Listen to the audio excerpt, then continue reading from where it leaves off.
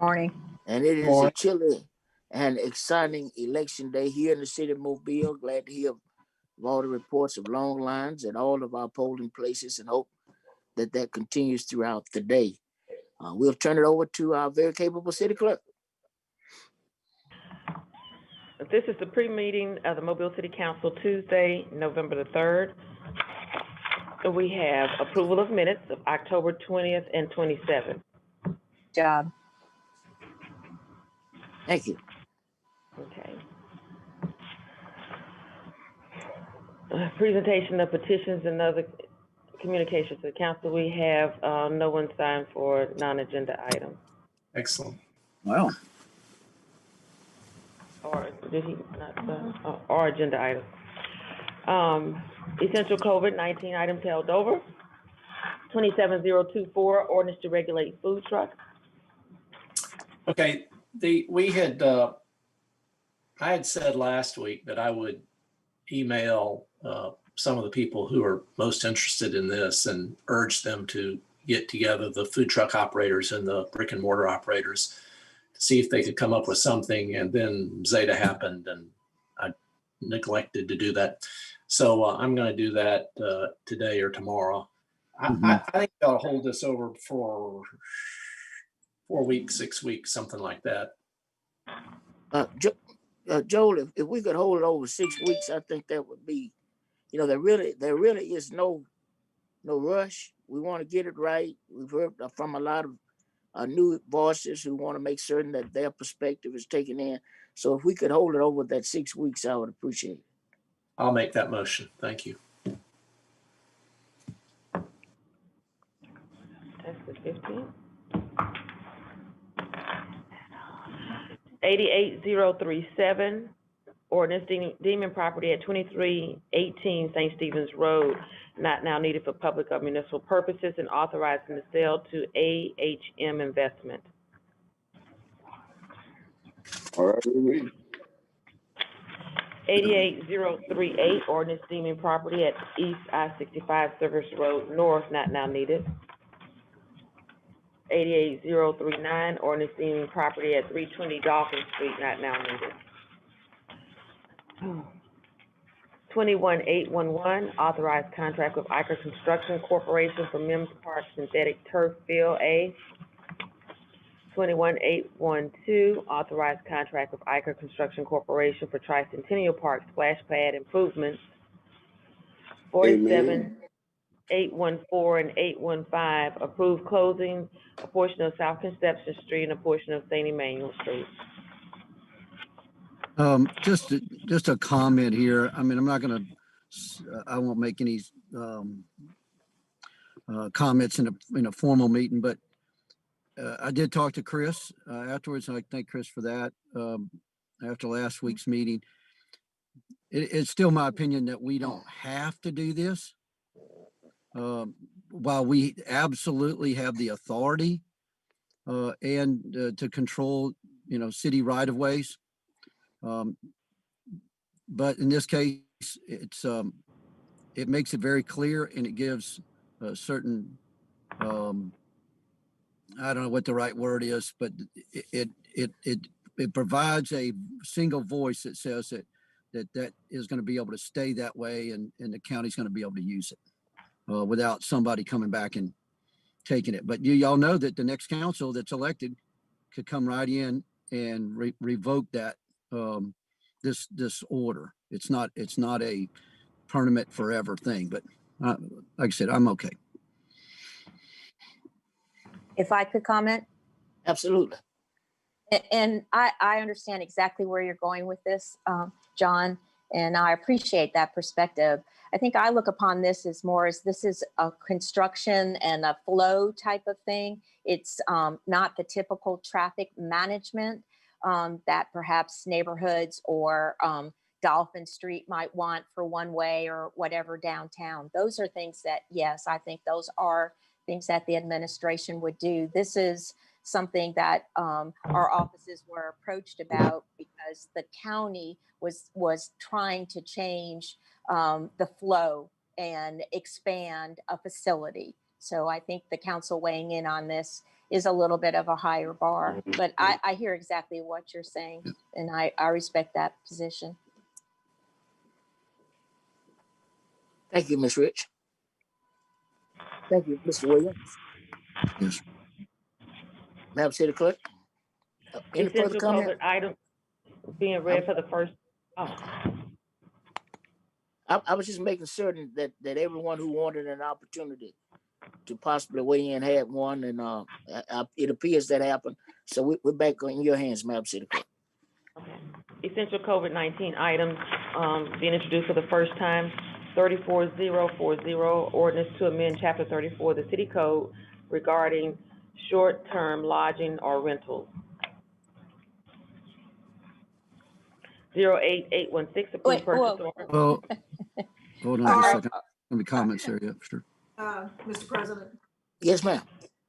On this one, that's the short-term rentals, as you all know, and Chris has sent around the latest draft. Basically, it requires people who have short-term rentals, as we have described them, to get a business license. There are a few other little changes in there, but they're minor. To date, Chris, as far as I know, we haven't heard anything back from our point of contact on this. That's correct. Okay. Now this again, and I know Beth sent some information around yesterday about what's happening in New Orleans, and they are in a different situation, I think, than we are. We are not quite where they are, but we could be one day. Right now, unless there is any objection from you all or from anyone in the administration or in the community, I think we just take a step toward doing something. And right now, this looks to be maybe all we need to do. However, we have to reserve the right to come back and look at it again if, in fact, short-term rentals just explode in our neighborhoods, because, you know, part of our responsibility as council people is to protect the integrity of our neighborhoods. So, again, I think this is just a first step, and it will help us to better know where the short-term rentals are located, number one, with the business license. And then number two, we just keep an eye on it and see if there's anything that we do need to do down the road to better regulate them, if at all. We may never get there, but I think this is a good first step in what we're doing to at least get a handle on how many short-term rentals we actually have, and making them get that business license. I think we'll do that. I have a question of Chris, if I may. Yes, ma'am. Chris, you mentioned that this would be for people would be grandfathered in on the zoning aspect of where these are located, Right. because I wasn't really clear. I mean, where does that happen immediately? And then people that come in after a certain date have to have clearance. The idea that the owner occupied houses, that can't be tied in at this point, so that we don't look at this happening all over the city and houses being bought up and then turned into, platforms for short-term rental. Because, I mean, I didn't completely understand what your breakdown was. So if I could get some clarity on that.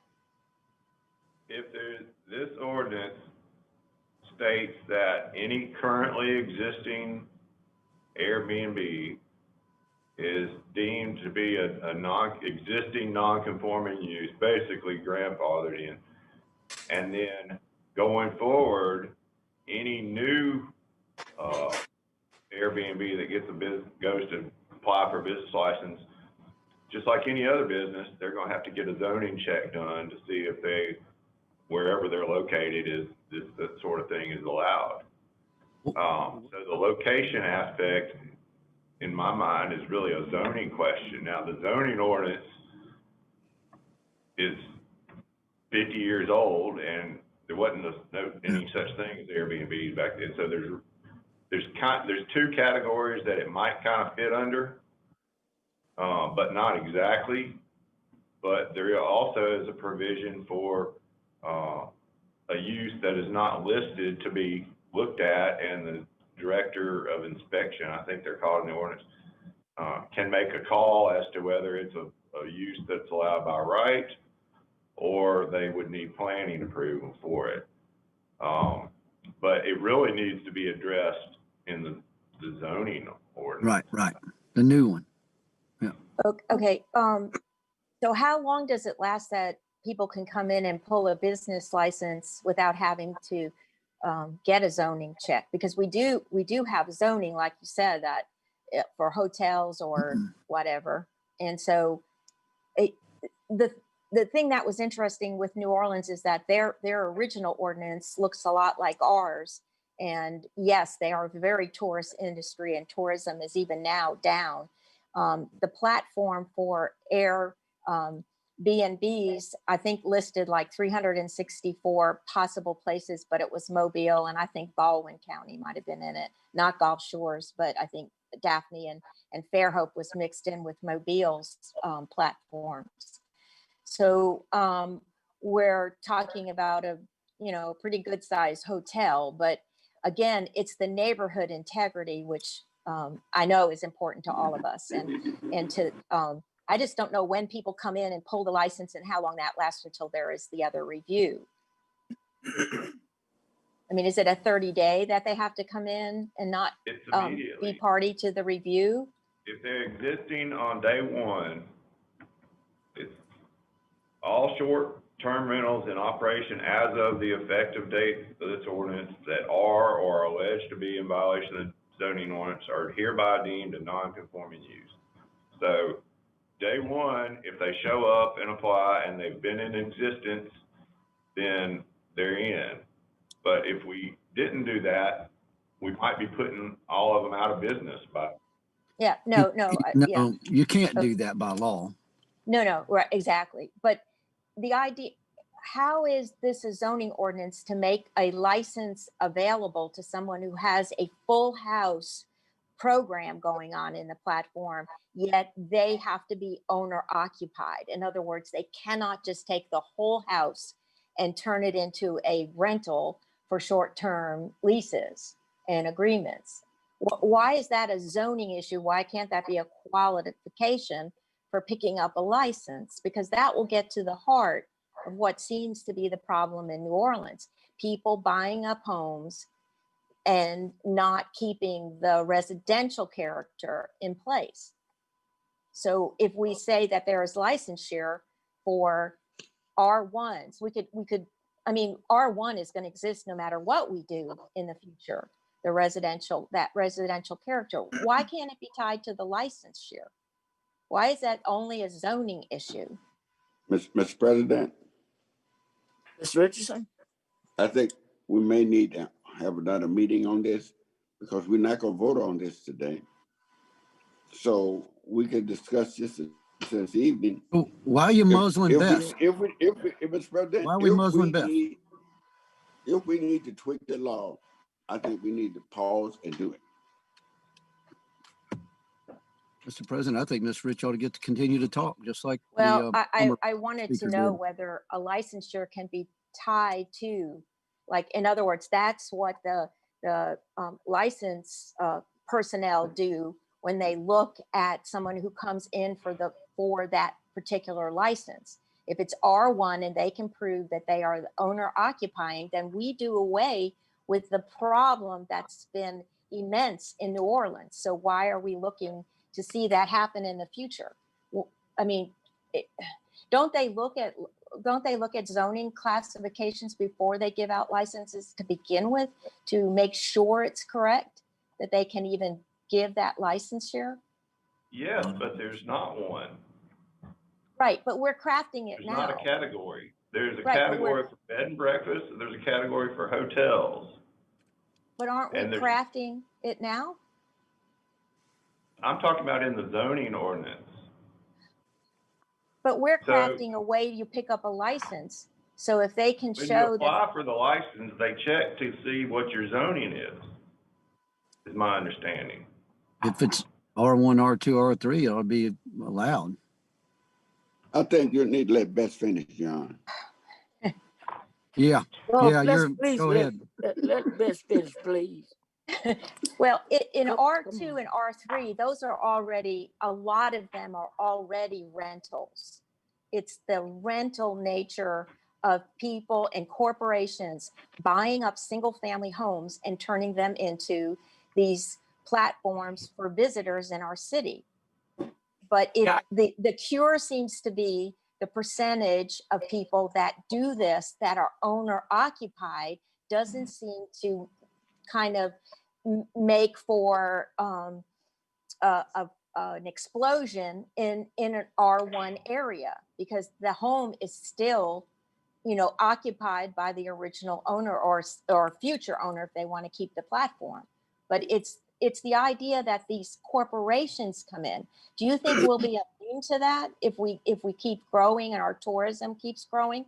It's a platform that's very well accepted, and people look forward to staying in them. But how do we keep that platform from becoming, when there's not enough parking in a residential area, if the owner is there, they're going to make sure that that does not happen. So how do we protect that R1 neighborhood? That's really the crux. That's the problem New Orleans is having. I think what Chris is Wait a saying, minute, let me get Miss Gregory first, Mr. Davis, and then we'll come right to you, sir. Thanks, Mr. President. I understand where Bess is coming from on this and looking forward, but making a zoning change is not what we are looking at doing right now. And there is nothing in the new UDC guidelines that even addresses this. I've checked with Ms. Vico and her staff. It sounds like that would be done under zoning guidelines and not just requiring people to get a business license. I think we're talking two different things. When we had the committee meeting with the folks several months ago, none of this ever came up. We were looking at a way to try to better get a handle and regulate at least a beginning of a regulation with these folks, and not taking it to the nth degree like they are doing in New Orleans. Not to say that we don't need to look ahead and plan ahead, but I think you're talking zoning on one hand and business licensing on the other hand, and we need to keep them separate.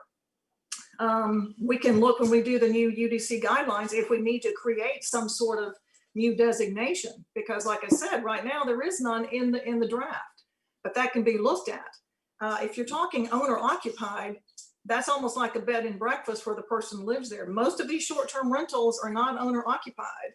And, Right. and I know that means that people can come in and buy up all sorts of houses and rent them out. So again, I think we're looking at two different things, and that was not what we were looking at doing in this particular draft. If we're going to completely start over and throw it out and do something else, we need to let these folks know what we're doing, because they understood from us that we were doing nothing more basically than requiring a business license in this draft. And Miss- I respect Mrs. that at 100%, except that New Orleans made the same mistake. They only sat with the platform users and not residents that get affected by these corporations that come in and buy up these homes. And that's a management issue. We talk about this in the license, that if you have more than one platform, you can get one license. So we're talking about it and we're opening up, and I hear what you're saying, so we can wait, but then do we wait in general and not create this energy that will happen in the next year and a half where everyone gets grandfathered in? And because people take advantage of that. I would like to see it correct, and the integrity of neighborhoods is number one. And after reading all of their angst in New Orleans, like I said, they're a lot different than we are. They have a lot more tourism, but it's still something that we're stepping out on, we're condoning, and we know it creates this unlevel playing field in certain neighborhoods throughout the city, not all over the city. So I don't understand how the license can't be tied to that in single family. When you come in with your license, here's your address, but you have to prove that you're an owner and that you are then renting a room or sharing the kitchen or whatever you do for your platform that you advertise. But it's not something where a corporation can come in Well, or how would buy up 6 and 7 homes in a neighborhood and change them into these platforms. And Well, so that, but if I'm the only odd man out on this one, I get it, because we did sit with the platform people. And that was my initial thing too.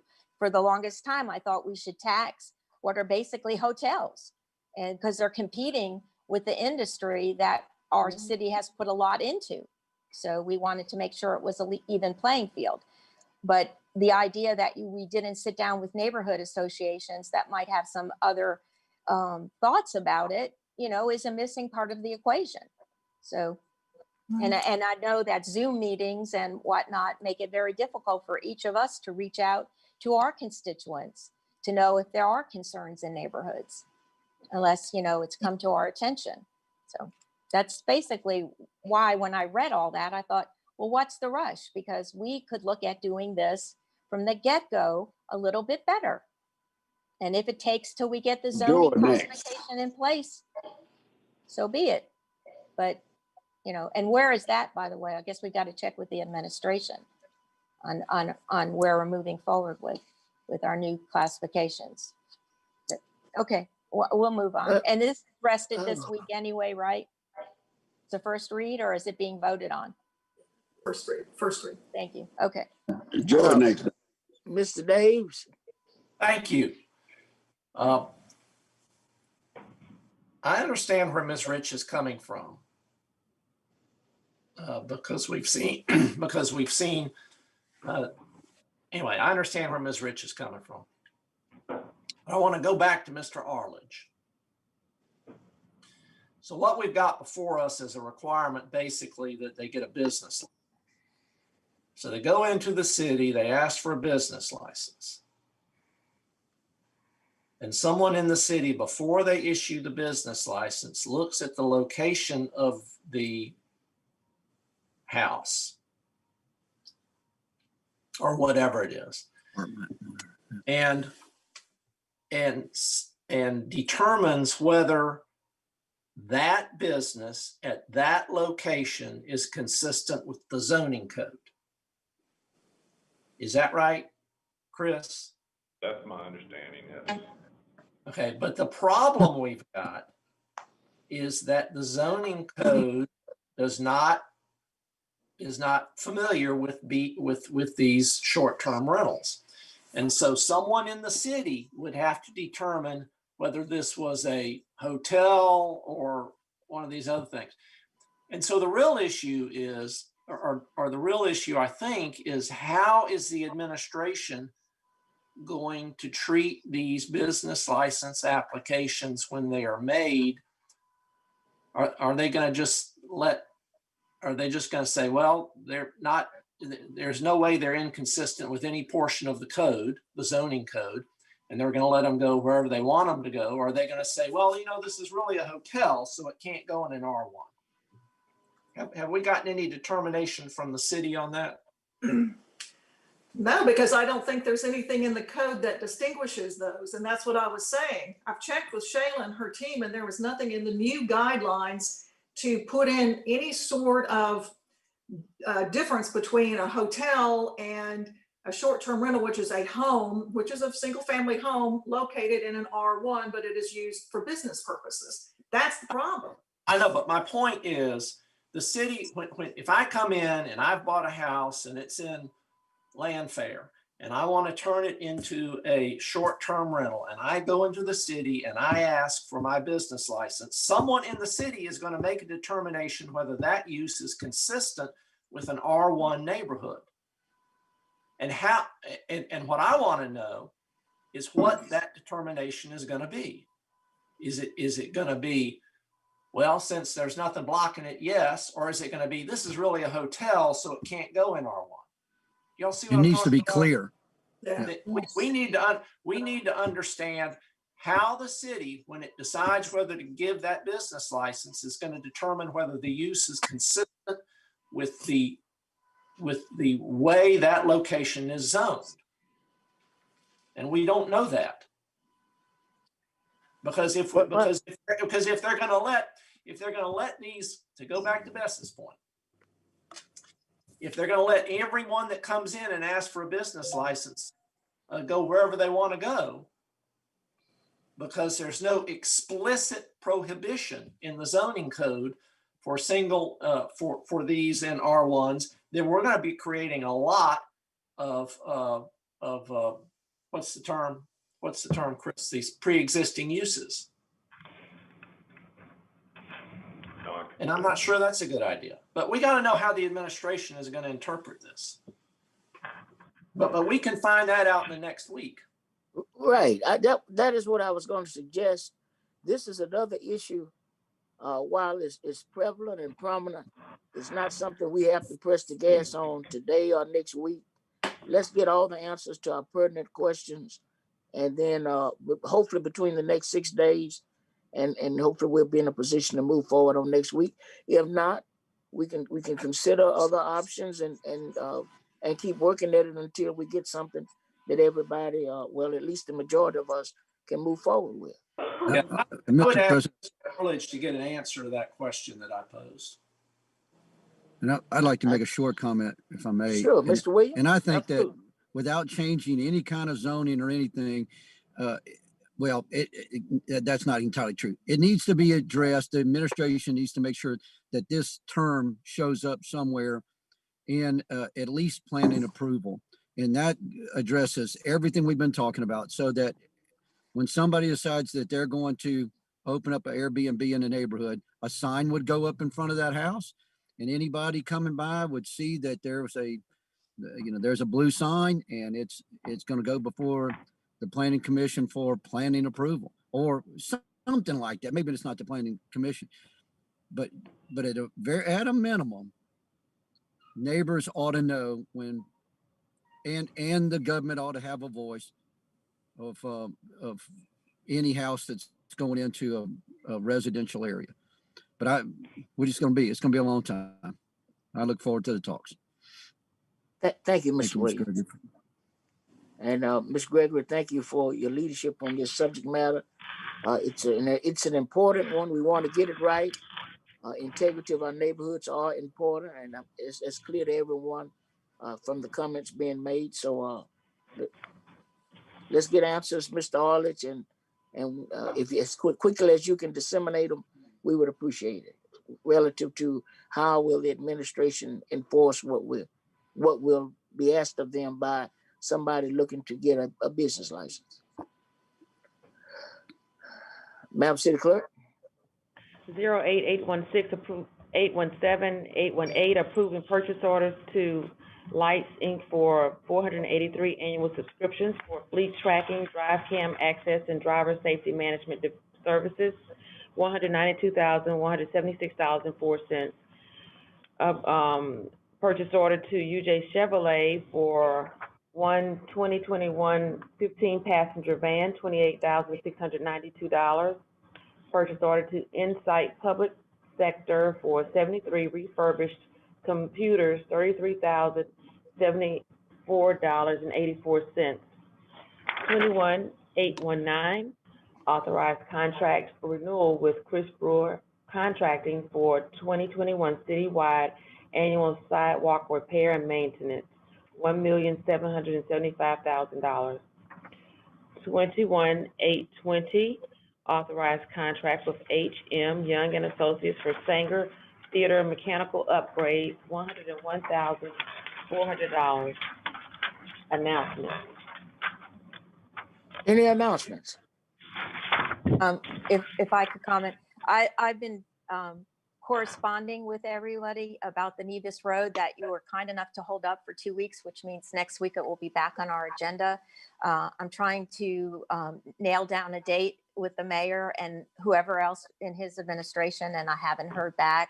And I'm hoping that, time is of the essence. So I'm hoping to let the administration know that I really want to meet on this issue and to inform all of you the same. So I'm trying to get there.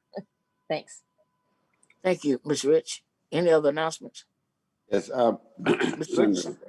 I'm going to go That's an vote. email. I'll see you all a little bit later. bye, John. I went, Bye-bye.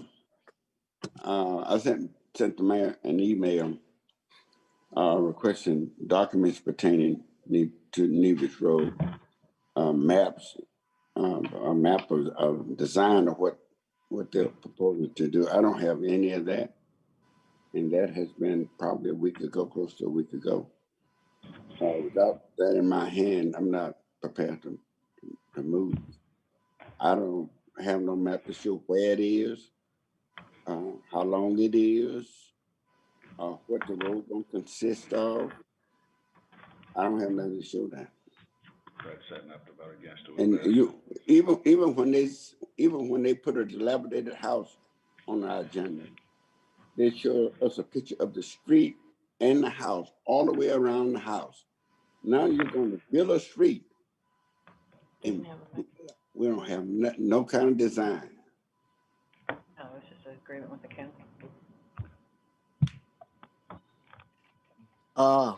Can you hear me, Mis- Council? LeVon, can you hear me? I can. I can't see you, but I can hear you. Let's see.